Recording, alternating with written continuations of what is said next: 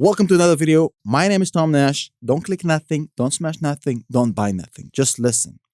In this video, I'll explain to you exactly what's going on with Russia and Ukraine beyond the propaganda from both sides and what I think is coming next. Because I don't think China is about to rescue Russia like everybody on both sides think. Let's start.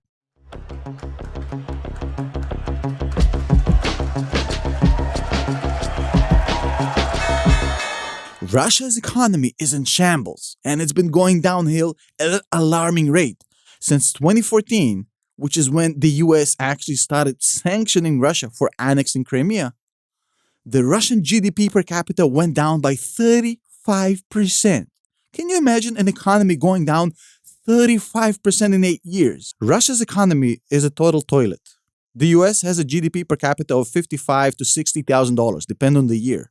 Russia is about 14,000 before 2014. Since 2014, it's single digits. It's 8,700 per capita. It's abysmal. It's nowhere near where Western modern countries should be, definitely with so much resources in the ground. So he had to solve this problem. Now, annexing Crimea was hugely popular in Russia and gave him a lot of boost. He basically said, well, I'm going to use my military power to cover up my incapacity as far as economics. I'm going to take my military, I'm going to get a seat at the table with US and China because they'll have to respect me and negotiate with me after I do it. So I'm going to get some clout from them. I'm going to get people rallying behind the flag and forget about the fact that the economy is in the toilet. And I'm going to do everything while causing a rift between Ukraine, Germany, and the US. Ukraine is going to be mad that nobody's coming to their protection like they promised.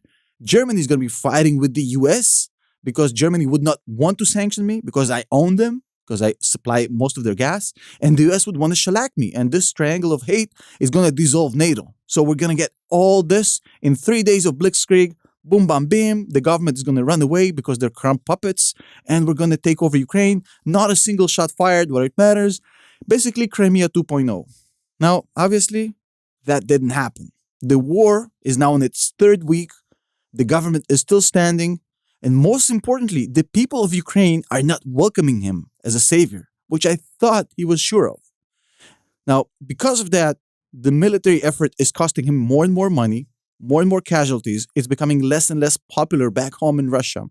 And he's essentially alienating himself and no longer can be considered as the liberator of Ukraine. They freaking hate him. So even if he wins, which probably seems to be the case with the amount of military power and just the sheer numbers that Russia has over Ukraine, what's next? Let's say he conquers Ukraine, which, by the way, would be a monumental task if the people aren't cooperating, which they're not. So it's a humongous country. Let's see him do that first. But assuming he's done that, let's say he stays and occupies Ukraine. I mean, the cost of this is going to be insane. His economy can't handle that. Let's say he wants a puppet government. If he's not there to prop up the government and he leaves, the moment he leaves, they're going to overthrow the government. If he stays, it's like him occupying the country. He'll need hundreds of thousands of men on the ground to keep it going. Money he doesn't have. So there's no realistic way for him to win here. Also, if he actually conquers Ukraine, that's the worst thing that can happen to him because that means there's not going to be a deal. The only way out for Putin here is to sign a deal with Ukraine that the West will approve. Because that's the only way out of these sanctions. If Putin beats Ukraine, I think the worst thing that could happen to Putin is the government will run away. If Putin actually takes Ukraine by force, the door is closed on any removal of these sanctions. But if they work out a deal, then the sanctions can be lifted. So Putin needs the solution to come from an agreement. But the problem is his military has gotten exposed for the piece of trash that it is, and he has no achievements on the ground to leverage to an actual peace agreement that he can actually sell back home as a reasonable one. So he can't do the peace talks until he has some achievements, but the military is just total doo-doo. So now the military is resorting to bombarding civilians, which is alienating the local population even more and pushing the settlement even further. So he's trapped. And now even his own Minister of Finance is saying, well, half of our assets, our foreign reserves are frozen. We can't access that. Now, the other half is pretty much also very heavily leaning on gold. And that 130 billion that he has in gold It's not that liquid. Gold markets are just not as liquid as equities as you would think. Moving that much gold is going to be impossible. Probably he can move anywhere from 5 to 10 to 15% of his gold reserves in the next, let's say, 2 months. And even that is going to crash the gold market because it's going to be dumping all this gold in the market. The price is going to crash, basically rendering his own gold pretty much worthless. So he's stuck. There's no money coming in except from gas, oil, and commodities, which is a lot of money still because everybody still needs his gas, oil, and commodities. But it's not enough money to do anything but survive. He still needs much, much, much more foreign currency to keep the ruble afloat. The Russian bank, the Russian central bank, needs a lot of foreign currency to prop up the ruble.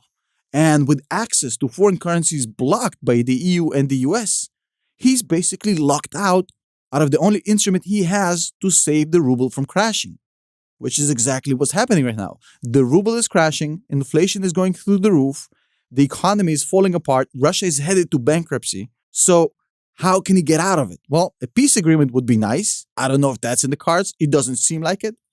The other option for him is basically to have China step in and save his ass. But here's why China is a complicated solution, which I don't think he has. Well, first, look, if China saves his ass, look at what he went through. He went through all of this craziness to lose the entire clout of the EU, which is now completely disengaging from him. It's basically unifying under NATO. Sweden, Denmark, all these countries, Finland, are trying to join NATO. So NATO is uniting. He's getting isolated. He's getting cut out from Europe. And mainly, that's the crazy part, that Europe is militarizing and talking about diversifying out of Russian gas in the next 10 years. So you're losing clout in Europe from being the guy in Europe into being owned by China. If China saves Russia, China basically owns Russia. They're the only option, as shitty as it is. But even that shitty option is not really on the table. I'll explain why. Look, President Xi and Putin are best friends forever. The bromance is so strong, it's as good as it's ever been. But it's meaningless because it's all about interests. China has to play this very, very carefully. They have to say the right things. Oh, Putin is right, NATO are the bad guys, and we support Putin, but you guys should all just get along. You notice this? They're staying neutral. They're saying all the right things to be nice to Putin, but they're staying neutral because they don't know how the chips are going to fall and they don't want to find themselves on the wrong side of history because they don't know what Putin might do. So they're not supporting him fully. Now, the other part is that, China is a net exporter and they have a huge market in the US. They have to tread very, very carefully. They don't want to get sanctioned by the US and basically cause a clusterfuck internally for Russia. That's not something they're interested in. Now, also, look, China, beyond this whole thing, is also in a really bad situation right now internally. China, much like the US, is going to pay much more for gasoline and for oil and for gas. Now, while the US can pretty much take it and people are not going to like it, for China, that means potential local instability. That means potential loss of power for Xi. They can't afford that. So China is now slowly moving away to this camp of understanding, well, this war is costing us a lot of money and potentially putting our own government at risk because of elevated prices of oil. We have to get them to find a deal. So China is not going to cut off ties with Putin. They'll still say, the lip service about how NATO is wrong. But I think China at this point is much more interested in pushing Putin and Ukrainians into an arrangement that finishes this mess rather than providing weaponry to Russia. So that's why I think Putin can't really rely on China to bail him out here. But let's see what happens. Let me know below if you agree with my theory. If you don't, I'd love to hear your comments. And if you want to support this channel and this sort of content, you can go below in the description. There's a link to join our Patreon. It's $5 per month. And you're going to be supporting this channel and getting access to me twice a week for personal Zooms. Why not? See you there.